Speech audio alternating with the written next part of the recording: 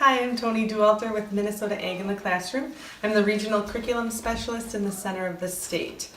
This is one of our lesson kits for February, and every month regional specialists have different lesson kits they're able to give to teachers. This is my favorite for February, which is I Love to Read Month.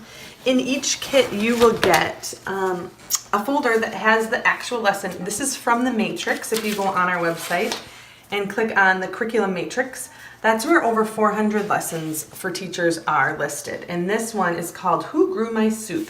So we printed out the lesson for you along with any other materials that you need or any printouts. And that's in here along with the book, which this one is great. Who Grew My Soup? And this book shows how this child does not want to eat his soup because he does not know where it came from. So he finds out in the book who grew his soup. And along with it, this lesson, you also get the matching cards. Then there's just a few other materials that are listed in the lesson that are needed. So that's one of our many kits that we have to offer teachers.